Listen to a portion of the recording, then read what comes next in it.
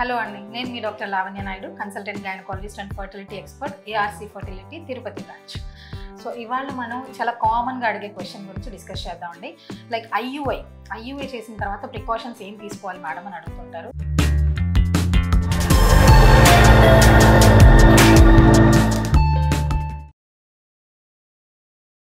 జనరల్గా ఐయుఐ చేసే రోజు ఏంటంటే ఫుల్ బ్లాడర్ పెట్టుకోమని చెప్తామండి.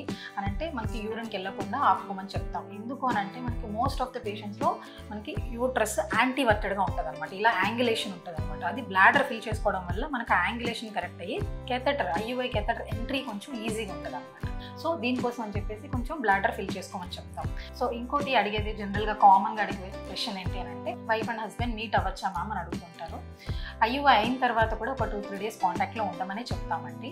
అండ్ చాలామంది అడిగేది ఏంటంటే ఫుడ్ రెస్ట్రిక్షన్స్ ఏమన్నా ఉన్నాయా మేడం, ఎక్సర్సైజెస్ చేయొచ్చా ఇలాగా అనేసి అడుగుతుంటారు. స్టేర్స్ క్లైమ్ చేయొచ్చా ఇలాంటివన్నీ అడుగుతుంటారండి.